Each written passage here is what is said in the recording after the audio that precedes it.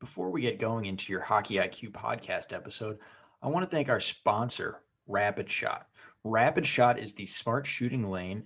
It's like a batting cage for hockey players. Very cool. Tracks your shot in three ways: accuracy, shot speed, and reaction time. Easy to use. Actually, I used it when I played and was growing up. Very easy. Simply scan your phone in, select your settings, and start shooting. You can see your stats on the app and online. You can check them out at rapidshot.com. Great small business. I actually grew up with one of the owner's sons and have played with all the family members by now, just in local pickups here in Ohio. Very cool local business. Awesome product. I love it. I know quite a few NHLers have them in their homes. A lot of D1 programs have it at their rinks. So you have to check this out. Rapidshot.com. Check it out. Rapid Shot, thank you so much for sponsoring our podcast.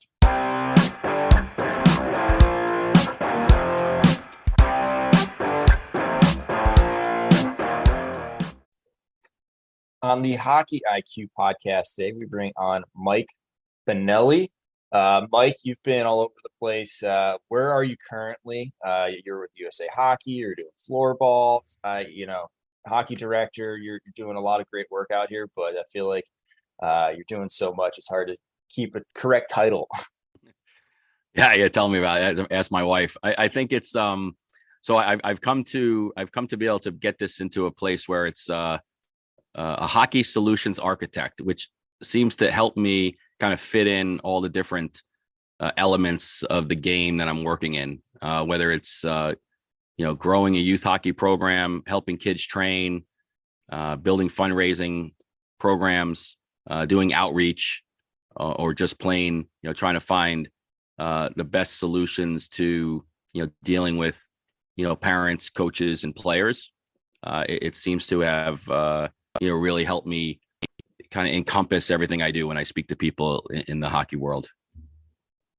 All right. So you've been in this for a hot second, we'll say, being able to grow the game. So what has been the most successful thing you've seen at growing the sport and keeping those people that you just recruited into the sport retained? Because both of those are absolutely crucial to spreading the love that, is the hockey family. Yeah. So that's my, that's basically my three core principles that I work with any program I get involved in is, number one, recruit, number one, train, and number three, retain. Right. So, and we want to do that with our players. And I think just as importantly, our coaches. And that's really one of the things that I really try to focus on is, okay, we've done a great job recruiting. And I don't mean recruiting like giving kids cars and stuff. I mean, just, showing a great program out there that people are attracted to, and then training those kids in the program. And then most importantly, how do we retain that? How do we retain our intellectual property? How do we retain the coaches we've developed? And I think the number one key always comes back to, fun and through communication, through commitment, through your culture. If you can do those kind of things, and none of those are easy, they're all hard actually. And they're easy to forget. But if you do all this work to build your programs up, then you wanted to retain all the work you did to get those kids in the door, and those parents and those coaches. Yeah, nothing's more frustrating than doing a great job, having a great program, and then losing players and parents that you really appreciate. Nothing worse than that. But it sounds like you're doing a great job there. Curious on the train part. That's where everyone focuses, and I'm glad that we kind of skipped over that, because I feel like that USA Hockey's doing a great job with the ADM and really doing a nice job at training players and coaches these days. But how have you seen from your seat? You've been around USA Hockey. You've seen guys like Marty St. Louis literally pick it up from ground one and run with it. How have you seen that train evolve over time, and where it's gone to today, and why might it be better or worse? Yeah, so I think the training aspect, I mean, one of the things USA Hockey's done, which is really, I think, appreciated by anybody within USA Hockey, and really, as you can see, I think appreciated around the world, and how, the USA Hockey people and staff are always invited to Finland and Sweden and Russia and Canada, and they're always guest speakers at all these different, global skills and coaching conferences, things like that, is that they've done the research, and it's not just happenstance that they've come up with a lot of the fundamental resources that we need as youth coaches. I think, one of the aspects of the training environment that we all lack, most of us as youth hockey coaches, are the fact that we're not trainers. We're dads and moms, and we just go to the rink. And I think, this gives us a great blueprint. One of the things that I've loved about the people I associate with is that most of the people I work with in the coaching world are just life learners. They're people that love to learn, and hockey is one of the things they love to learn about. And conversely, one of the most frustrating things is being around people that don't want to learn and don't feel like the resources that are out there are worth their time to look at. So I think one of the things that USA Hockey has done a great job with is bringing those resources to us as coaches and parents and players. And one of the things we faltered with is making sure those get in the hands of the right people, or for lack of a better term, selling it to the people that need to hear it the most. Greg, I know I've seen you in, if there's a conference, you're at it. If there's an online resource, you're an attendee. We all find ourselves in the same circles of people. Who we need are the people that aren't in those conferences, that aren't in those meetings, that aren't going on those Zoom sessions. Those are the people we have to reach, because ultimately the majority are the ones working with our kids. The majority of the people that aren't on those calls are the ones that are at 5:30 at night on the ice with a 10U team, doing a 5-on-0 breakout drill and yelling and screaming at the kids. So I think that's where our focus really, we have to find ways to reach those people, as opposed to the people that are already, that have drank the Kool-Aid, I guess, for lack of a better term. I don't know if they've drank the Kool-Aid. They're just seeking out the best solutions. And currently, like you mentioned, USA Hockey has done the research. Like they've not half-assed this process and this system, and it continues to evolve and be elite. Like I'm looking to the Olympic committees in the United States, and every single one by now has a component, if not almost identical to the American development model that was done by USA Hockey. I mean, truly a leading organization. It's tough when you're kind of like the trailblazer, he's like, you're marching it, like you're going to get a lot of crap and all of that. But if you look deeper, it's the best. Because I remember when I first went through, and it was before ADM was truly available and out there, and I was like, this is not very good. And now I've seen it come full circle, and I'm like, I need to get involved with this. It actually got me excited. So I think what's happening now is at an elite level, and those that want to get better can get better and can get very good very fast. They're no longer yelling. They're asking good questions. They're finding good uses of time. They're understanding that perception and action go together, and we shouldn't separate those. Maybe objects on the ice aren't very good, things like that. So it's been an exciting time, and I assume that you're excited with helping people get through these things and find solutions. And I've listened to a few of your pieces on just what I think it's called the Hockey Directors Club over at the coaches site. Yeah, Directors Club. Yeah, we're having fun with it and having good guests. And again, that's like my way of learning, right? I get to go on and hear other experts answer my questions, which I love. Like, okay, I'll get a lot of easy answers here. So exactly where I want to go with this is like, what have you learned? What have you pulled? Like, you've done this for a long time, but you're always learning and finding something new. What's been that new big thing through that Directors Club that you're saying, like, "Ooh, this is great," and started utilizing it, or just like some good points? You're like, "Oh, this is absolutely, everyone should be doing it." Like, it's super obvious. Like, the fact that we don't do it more often is killing me. What are those kind of things for you? Yeah, well, I think out of all the things I do, it just keeps coming back to, like, you have to connect with the players. Like, you have to connect. Like, again, I'm in the youth hockey world, right? So I'm not working with, kids that are billeting. I'm not working with players that are away in college. I'm not working with pro athletes, in season. Like, so I'm not dealing with, how are we teaching, guys and girls to behave properly in the dorm rooms? I'm working with the kids that leave the rink and go in the car with their parents and the parents interaction with the coaches. And one of the things that the overriding theme over and over and over again is positive and transparent communication. All of the other stuff is irrelevant. All the strategy, all the X's and O's, all of the, how are you going to line up your season? It all keeps coming back to what kind of communicator are you? How are you communicating? And in what way are you communicating?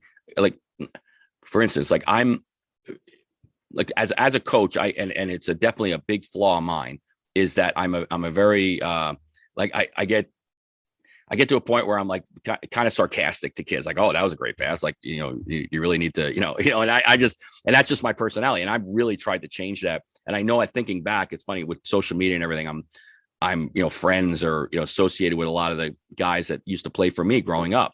And they'll look at like my Facebook post, and be like, who the hell are you? Like, when did that happen? Like, don't you remember when, you were bag skating us, at 6:00 in the morning because, on a Saturday, because we lost the game on a Friday. So again, I've felt like I've evolved so much, and I really do try to be conscious of that as when I'm speaking to new coaches or any coach, right? That I'm consciously trying to evolve, and I've made those mistakes and I'll make them again.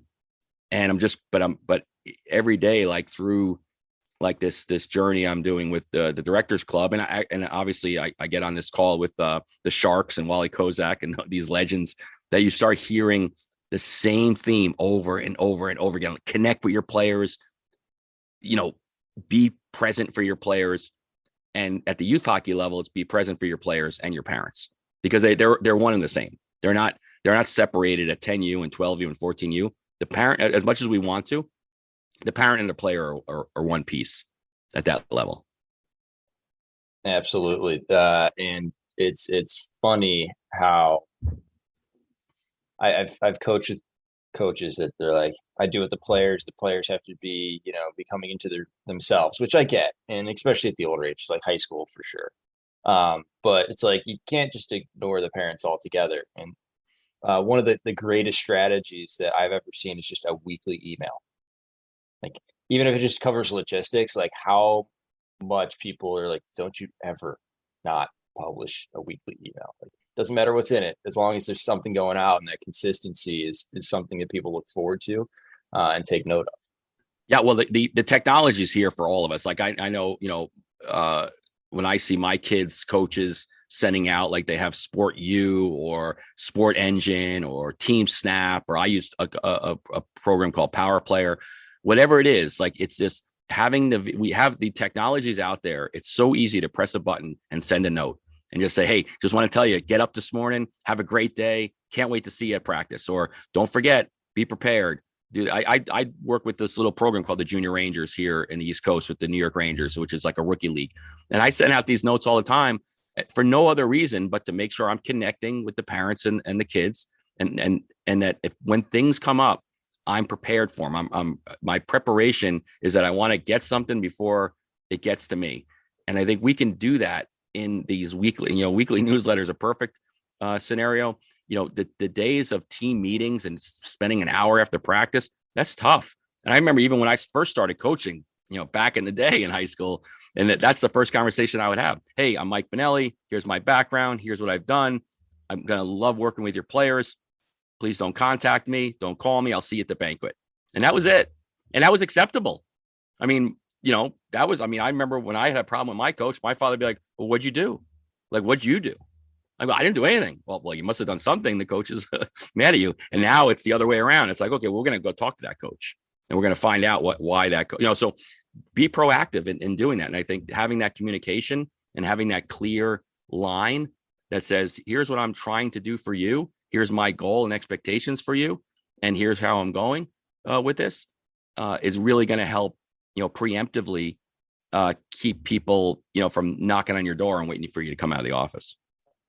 Absolutely. And I think there's another component that gets overlooked is like the actual skills of coaching, because everyone, for me, confuses knowledge and like all the details of the game and I know the game really good, I've studied the game, as like a coaching skill. Like, knowledge is not a coaching skill. It is a coaching resource, but it is not a coaching skill. Like a coaching skill is communication. Okay. And then there's the components that go into it, like delivering a message, how you deliver the message. And then the one that really grinds my gears is like checking for understanding. Like teaching is not learning. Those are two separate things. One is an action that you try to do, and one is what actually happens on the other end from the learner themselves. Like simply finding a question to confirm, yes, they actually got our message. And I'm going to write on this, but the two worst questions in hockey being, does that make sense? Or any questions. Those are just such token, like I'm checking for understanding. I'm going to pull the room, but it doesn't actually work at all. I mean, you got to have a brave soul, especially in front of a big room, to actually answer those. So it's like, as we're coaching up everyone and coaching ourselves to get better. I mean, you and I both know we've all made these mistakes a million times over. It's just a matter how fast someone goes through all the mistakes or how quickly they're able to learn. But just like finding and understanding that there's a difference between knowledge and feeling comfortable as a coach versus the actual skills that go into coaching, and how that they're able to connect with the players to really understand and be in touch with where the pulse of the team is, or pulse of the players and the parents, etc. Yeah. So if you watch like the evolution of like even the coaching education program here in the US, right? Where when I first started doing this a while ago, we literally were handing out, X's and O, power play, penalty kill, breakout schemes. Like this is what we were doing. And this is as little as 10 years ago. Right. And where it's evolved now, where you go to a coaching education program, I don't think they even mention ice hockey. It's all about how do you teach an individual, and then how do you get them to learn? Like I can tell you, yeah, and you're exactly right. Like if you're in a room, like before the pandemic, it was, I in the East here, when I was doing the coaching education program, I have a room of, there could be 400 coaches in the room.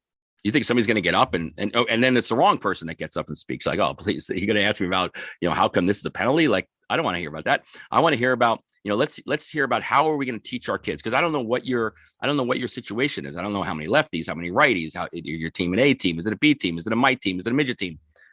But all I want to know is, can you teach, and can those players then learn? And you could put yourself in a situation where, you can leave practice where you feel like they've actually brought a skill and been able to perfect it, and then can go home and actually work on it. And I think we lose that, and we have lost that before. But I think where USA Hockey's gone with their coaching education is exactly what you're talking about, Greg, is that they've talked now about the strategies of how to, for coaching, for the coaches side, when you're talking to your students, like how do you make situations that are going to help children learn, rather than just feed them a PowerPoint presentation and then expect them to, have the answers when they leave. Yeah. Like, how do you observe? How do you explain? How do you demonstrate? Like, all of these things are the actual skills of coaching. And everyone comes in, like, oh, I'm going to fix this. All these players are going to be brilliant and everything. And every person that's ever been around, kids for 2 seconds, like, okay, this guy's or girl's going to have a massive rude awakening. Yeah. And I used to say that when I was like, my first question, be like, oh, how many people in the room are phys ed teachers? Like, and how many phys ed teachers would take your kids on a football field and line all your kids up on one end of the football field, go to the other end of the football field and start explaining what you want them to do, like with kindergartners or with first graders or second graders? It's chaos. It's mass hysteria, right? So, that's where I think the education program has gone, is becoming, getting in the head of the teacher, getting in the head of the kid, as opposed to, being in the head of the adult who has all this knowledge, but just doesn't know how to relay it. Absolutely. So that brings me to everyone's current favorite coach that you've actually had an up close understanding of how he's evolved. The Montreal Canadiens' current head coach, Marty St. Louis. So you guys were in the same youth organization, correct?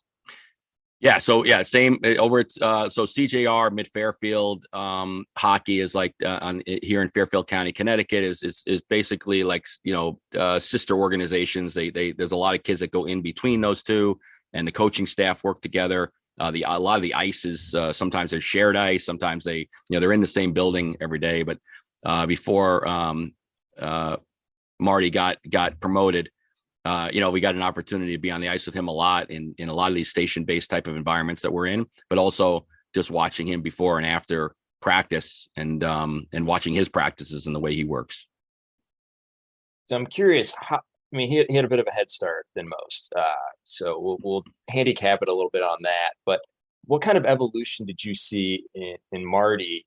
Because he clearly had a head start, and he's had some good mentors before he probably even touched the ice as a coach. But like, how has he evolved since he first got on the ice until today? And I'll start with a little story on like after his first few practices, someone interviewed him and like, yeah, so what's going on? He's like, yeah, spacing, I got to figure that out, make sure it's the right space for this level. Basically, like he was like, I made it either too big or too small. I need to find the right area for the concepts and the small area games that I'm running. So like that, he's clearly a quick learner, but like that is always cool. So I'm curious for an up close and personal, being able to talk with him. What was the kind of coaching evolution that he went, even though he may, know a thing or two prior to stepping on the bench? Well, that's what's great about being around people like him. And I found that with a lot of pros and not just Marty. I mean, I'm really lucky to get to work with a lot of ex-pro hockey players. Like Bryce Salvador is one guy I work with who's a youth hockey coach now, who could go right in and coach in the NHL right now. I mean, he's brilliant. So when you see a guy like Marty St. Louis and you start understanding that it's not easy. Like he comes prepared. Like he doesn't wing it. Like he doesn't just come to practice at the youth level. I mean, he's working with 10-year-olds and he's out there. He's got a plan. He's got a purpose. He's very demonstrative in the way he's teaching, but he's having fun. He's always laughing. He's not losing his mind. But I think one of the most impressive things about him was that he was always asking questions. He's always wondering, and he would question. So one of the things I was doing like the Monday night skills sessions. So I would do all the drills for the station based just to organize it and just to make sure when we showed up, everyone kind of had assignments. He'd be like, well, I like this, but I'd rather see this, or we switch this here. This doesn't work with these guys. So, having that understanding now, and one of the things he did, he obviously had a head start, but I was, really envious of the fact that he used to have these private phone calls at Roger Grillo, which I think was just unfair, for a youth hockey coach. So if so it was like a weekly, coaching call with Roger, who's really cutting edge for where hockey is right now. And, for Marty to be able to have those kind of mentors and feed off of guys like Roger and saying, hey, what would you do here in this situation? Or what about, I'm going to try this. What do you think about this?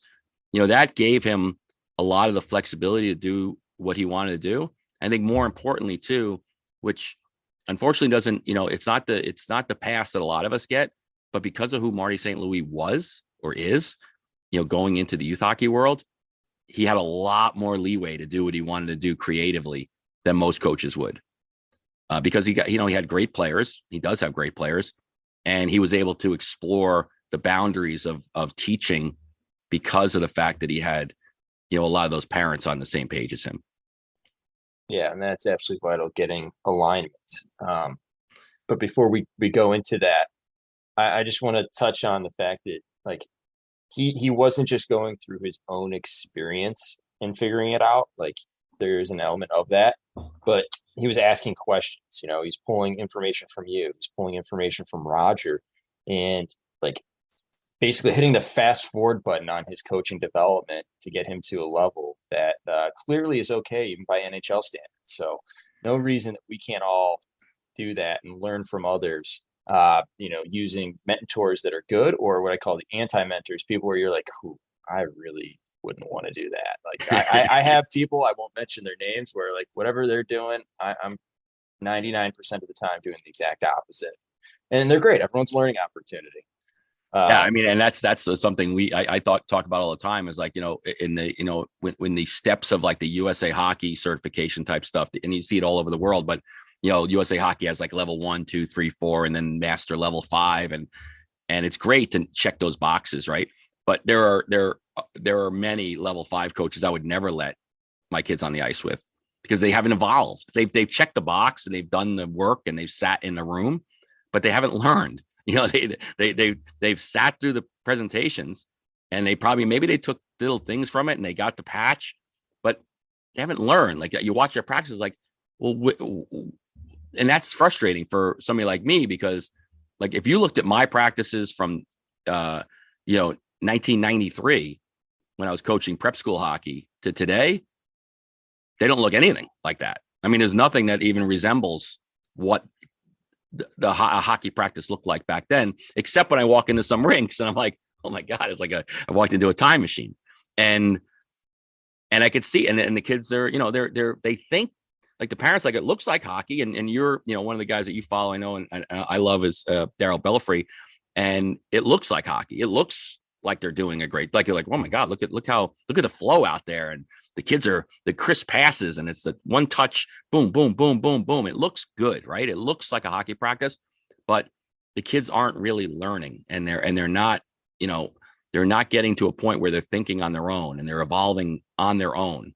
And one part of me understands it, because there's a lot of pressure for people to think I got to make it look like this, so that when we win, it's because of that, not because the kids are just better than and the star player didn't show up because he was at football practice or something. Well, you bring up a funny point of like looking good versus actually being good. And I've coached with folks where it's like, we got to be making tape to tape passes, and they're telling the kids like, you don't be making tape to tape passes, blah blah blah. I'm like, if they have to make a tape to tape pass every single time, then we're not coaching very well. Because I'm not sure if you've watched an actual hockey game, but there's a lot of stuff where they're area pass, like it's to tape to space where someone's going into it. So at that point, it's like you are doing more harm than good.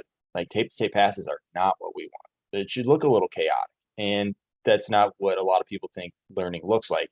And one of the greatest compliments I ever got was actually recently. I went out with a group of kids.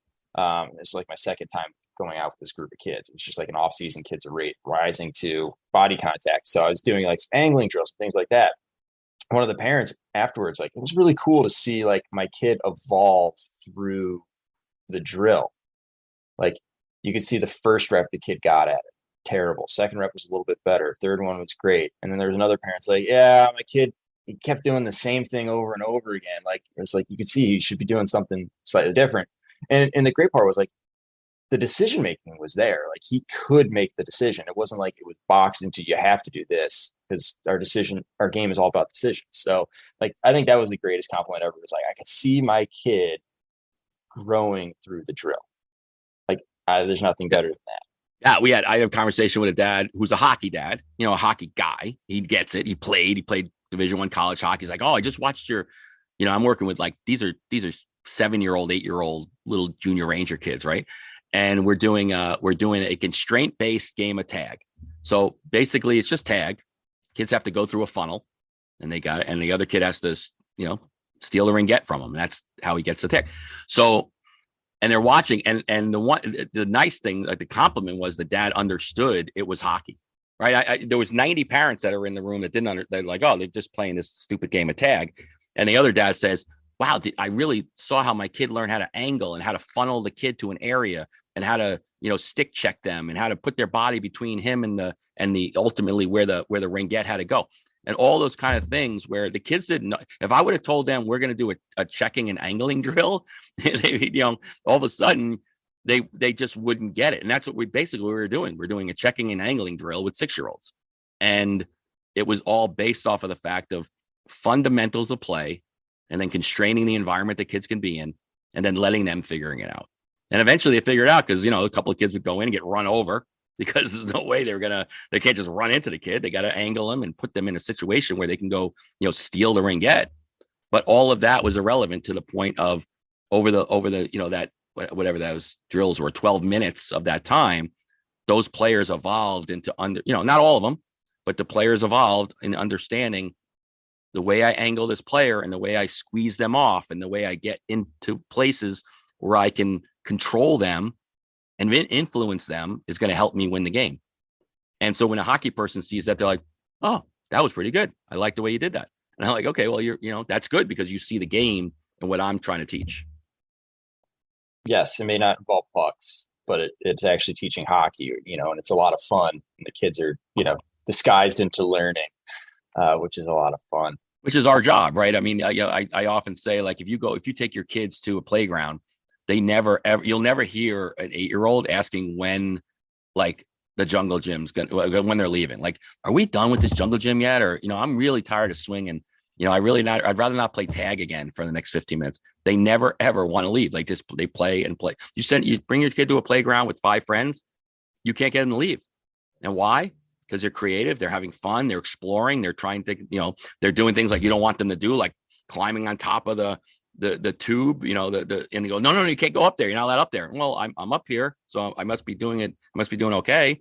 So, all those kind of things is their exploration, and we have to make, somehow we have to give our kids, that opportunity on this ice sheet. I love that analogy. Hockey is just a jungle gym where we just make sure they don't hurt themselves and they're exploring. Yeah, like stop slashing the kid over the head with the stick. You can't do that, but you can. Like I love, like to me, like all our we call them battle drills, but all our little junior ranger stuff and all the stuff we do with these 9 and 10-year-olds, they're all battle drills. They're all like understanding and having body confidence and knowing that the breezers are there for a reason. Like the reason you have those nice big padded pants are not to block shots. They're there to get your butt in there and move a player and find a way to get space and use your body to shield the puck or the ringette or the whatever it might be that you're protecting. And those kind of things have to happen. I mean, we often talk about, bot checking and body contact, and we're eliminating it at the lower and lower levels. But the fact is we should be enhancing it more and more and more at the youngest levels. Like when you're 4 years old and you get knocked on your butt, it's really not that bad. It's like, okay, it's kind of fun. They kind of laugh. When you're 50, it hurts. You don't want to get knocked on your butt because then you got to get up. But I think, when you look at the way we teach kids, I want as much contact and as much, the ability for them to, be in a good stance and control their stick and control, where their weight is and their transfer and then how to, wheel off somebody. Like that's the kind of stuff we can teach at 5 and 6 and 7 years old. And they don't even know they're learning it because they're just laughing and having fun and bumping into each other all the time.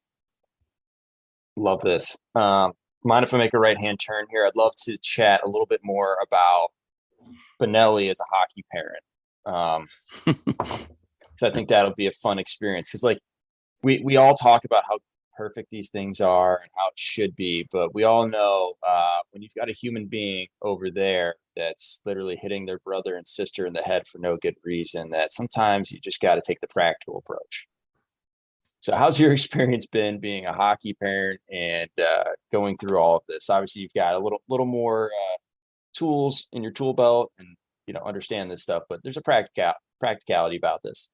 Yeah, it's a struggle every day. I mean, it's a struggle. I think probably for my kids, it's a struggle because they have to hear that, they have like half the rooms like, oh, that guy's your dad. Oh my God, he's the worst. Like, oh, So, and I think, on the other side is, try to teach and be involved. And one of the things, and actually I took this from Lou Varro, one of the things that he gave me a little advice a long time ago was like, if you just treat your players, like the players you're with, like you would coach your kids, like they were all your kids, you're so much better off. And so I really try to do that and understand that, like, I want to make my kids experience the best experience they can for hockey.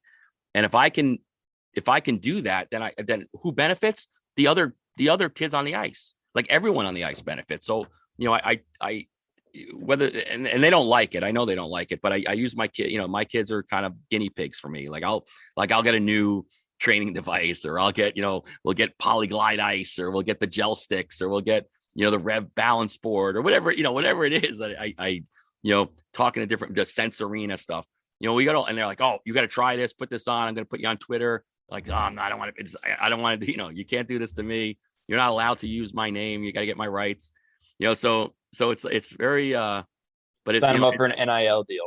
Yeah, soon enough. But it's hard. It's really difficult because, I have to bite my tongue too. I mean, I'm in the car and I never got to the point where I know some coaches have been like, okay, I'm dad here and I'm coach here. Do you have to call me coach on the bench?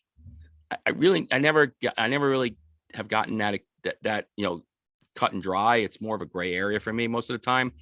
And I really try not to be harder on my kids. Like, but I just am. I mean, I know just the other night, my little guy's out in practice and I'm watching him laying on the ground, and some kids I've seen laying on the ground. I'm like, oh, you're tired, you're exhausted, just take a nap, and I'm like, get up. You can't lay on the ice. So it's so hard to not, be the parent that you keep telling other people not to be. And in a lot of ways, I'm really fortunate that I get to be inside the glass, right? I get to be in there. Like, I don't have to hang on the glass and yell at my kid and give him hand signals. Like, I'm actually there. So I got to be really careful about, where I am in relation to that. And so it's always a work in progress. But I think the number one thing I try to take away is that I just really try to treat all the kids on the team, and with the understanding that when they get in the car with mom and dad, I just want them to know they had a great experience and that they had somebody that cared for them. And I want them to feel the same way. And I want my kids to feel the same way, about me. So I am much, I would say 98% of the time, the kids can put their headphones on and listen to music or play, Nintendo Switch or whatever it is. And I won't talk about hockey at all, which at some point I'm like, oh, maybe I should talk about a little bit of hockey because that was awful. But it's hard. It's really hard. Yeah. I forget the actor who mentioned the story about, like, he felt that his closeness with his kids in their later years just because he didn't talk about hockey on the car rides back and forth. I want to say it was something Daniels. You would know the actor. Yeah. From Dumb and Dumber. No, yes. I don't know. Because he's a big hockey fan right out in LA. Absolutely. That's the exact Jeff Daniels. That's his name. Yeah.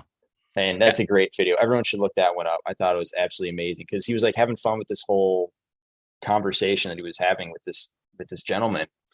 And when it came to that, like, he got super serious, and you could tell that he was super happy at the parenting decision that he made early to not talk about hockey, just making sure that, they had fun, they enjoyed themselves, but then talk about anything other than hockey on the car ride home, or even to the rink. So it was, I just love seeing that switch get turned where you could see he went from like fun actor guy to like serious parent. Like, no, like, this is one of the greatest decisions I've ever made. Yeah. And it's funny because I think that's what, like, my oldest now, who's 15, he often I'll just let him kind of like, oh, I tried doing this and I didn't like what I did here. Or, I really try not to initiate it. Like, I don't want to be like, because even in other sports, like I do, you mentioned the whole ADM concept and what we do. Like, I do a lot of work with USA Lacrosse. So our USA Lacrosse program, it basically, the manual looks like USA Hockey. They just changed the hockey stick to a lacrosse stick. It's the same thing. I mean, they must have used, the edit, just like replace ice hockey with lacrosse. And that's how I teach lacrosse. So even in that way, where I'm not an expert lacrosse coach, I'll have those conversations in the car that are just initiated by the kids. And I'm like, okay, yeah, well, yeah, if you're doing this, we could talk about that, or I'll show you a video, when we're home. But for God's sakes, just look outside and see the beautiful scenery. And it's so funny because I think I'd rather talk about hockey than them just play a video game. So it all depends on how you're speaking about it. I think it's just like, are you talking about it are you trying to teach? Are you just trying to listen? Are you trying to influence? Or are you just talking about hockey? Like, my little guy, he's a Pittsburgh Penguin fan, and we'll just talk about the Pittsburgh Penguins. It has nothing to do with his hockey or his experience. I just like talking about hockey. I said, I'm good at it. I can't talk about basketball. So I said, give me a subject I can talk about.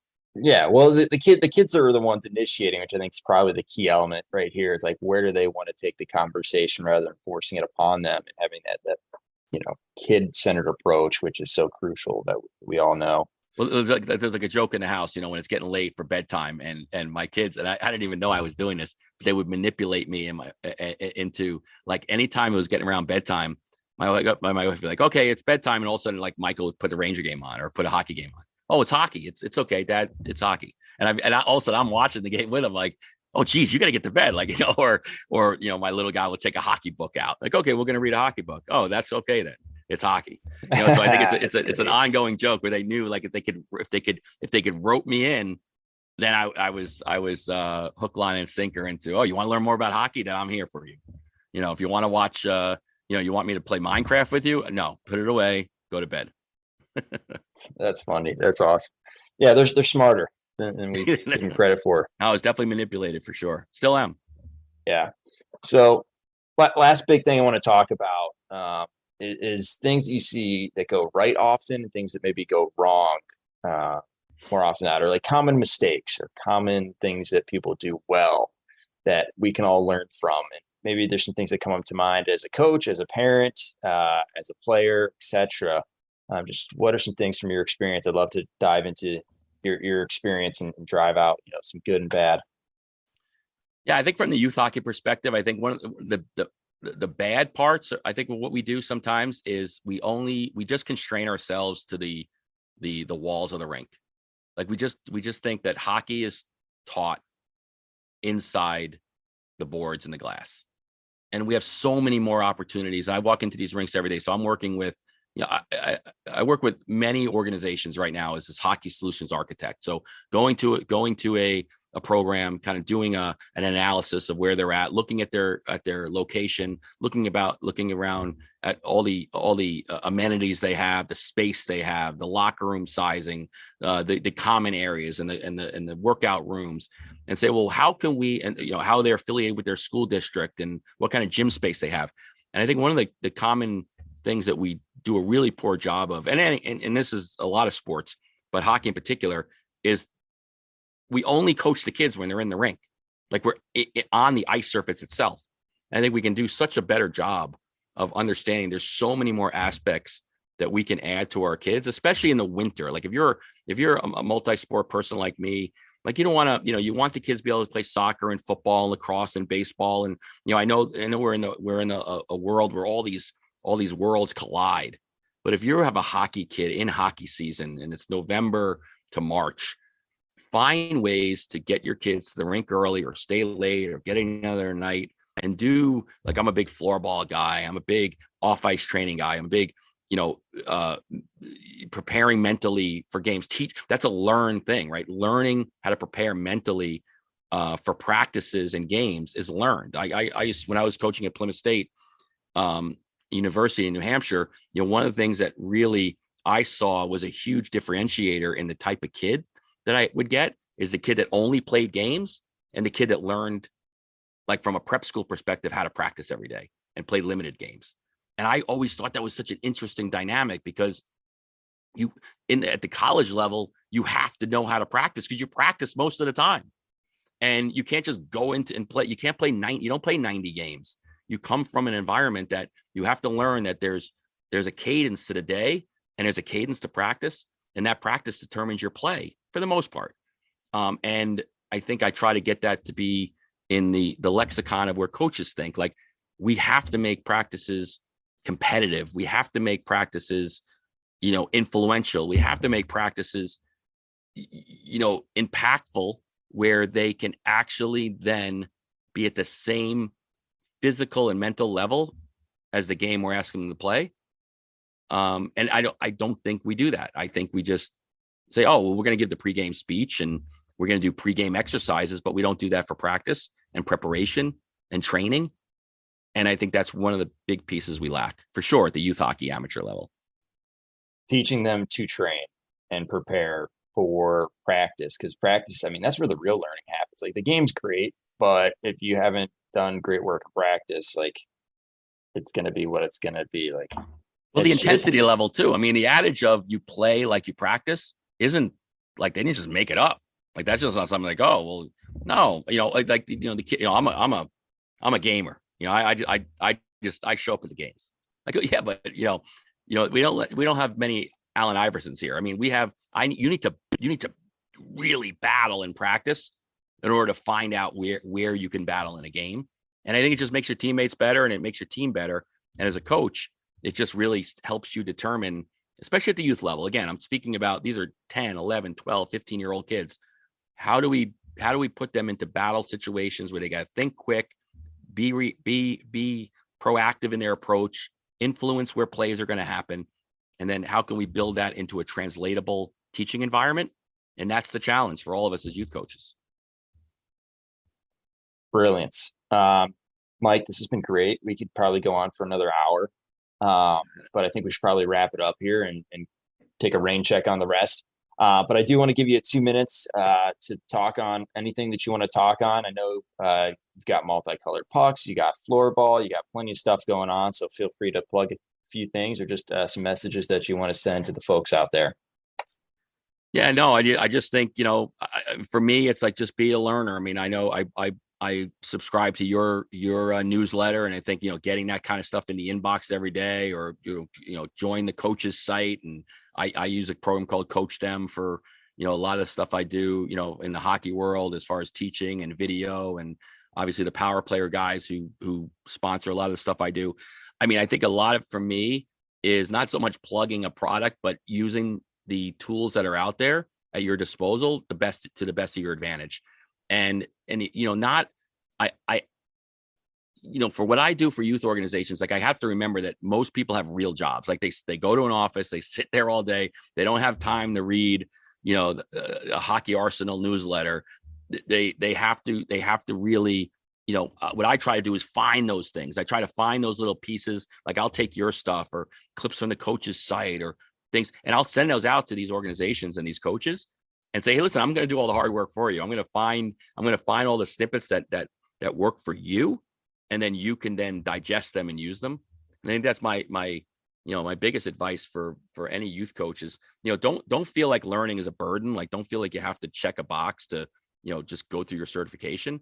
Figure out a way to just take, 15 minutes of something new to learn and bring back to your kids each week. And it doesn't take that much effort because of where we are with social media and newsletters like yours and programs like the coach's site. Just take those little pieces and bring those to your kids and your parents. And I think it's, just make a better hockey world. And hopefully you're going to, leave, the ice surface feeling like you really made an impact. Oh, and that's the best feeling. It's when you're like, yep, this was really good. I made an impact. Maybe it was just on emotional control, especially at the youth level, more than anything. But that's something that'll continue to go on for years and years and years. And you hit on the head with the whole Hockey IQ newsletter. I mean, the whole point of it's to be short and to the point. Like, make 1-2 points max and then get out of the way, because life is busy and I don't want to be that. Oh, I really got to sit down and devote some time to this. Like, no, you should be able to go through it while you're sitting on the john on Sunday mornings. Well, it's fun too, because you can take the little piece of it and just say, hey, I love that comment, or I love that line, or I love that, I could take it out of context and use whatever that is that you're like. For instance, right now I've been on I've been on the kick of using your pregame warm up, write up about just, how it can't be this cookie cutter, come out of the corner, miss a pass, go down to the other rink, yell at the other team to give your puck back. The goalie gets a shot off the back of the head, and, nobody really gets a warm up. And I'm like, well, and then everybody's yelling and screaming at the kids that they're not prepared. I said, well, you need to prepare them in a better way. And so I think that's like, those are the kind of things, like, I think every coach can take that, just that one thing, and take that and implement it, and their season changes, like that one thing. And so just take that one thing, find a way to use it to your advantage, implement it into your team. Even if it's a little wacky, come up with I think it was Bill Beanie, I think you referenced, actually, from Middlebury, who used to do the two teams come out for warmups. His own team came out for a warm-up with 2 nets, and they would play 3-on-3 cross ice. And that was their warm-up. And what better warm-up is it than to compete and play and fight and battle? And, because that's what you're going to be doing in 15 minutes. And so I love that. I love the idea, the creativity of thinking about, how can we do that better? And things like what you're doing, and people around, so many resources out there to grab from, that's where I gravitate towards. Awesome. Glad that you're getting a lot out of it. A lot of coaches are. You're doing God's work out there. May not feel like it a lot of the days, but no, absolutely. Think about the influence you're having. It's fantastic. And I was really excited to get you on. So, Mike, thanks so much for joining today. Yeah, thanks, Greg. I love what you're doing, and keep it up. And hopefully people can keep supporting you and give you the opportunity to keep writing. And I don't think people behind the scenes understand how hard it is to edit video and telestrate and find all these other, all the resources you attach to the stuff you put out. So thank you. And really appreciate what you're doing as well. Thanks, Mike. Cheers. Thanks, Greg.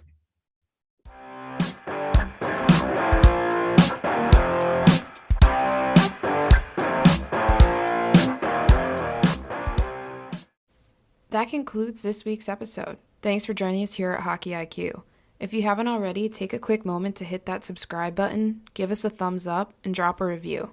If you want to be a great teammate, even recommend us to a friend. You can follow us at Hockey's Arsenal on Twitter and Instagram. Check out the website, hockeysarsenal.com, where you can subscribe to the weekly newsletter. You won't regret it. Catch your buttes here next week for a brand new episode.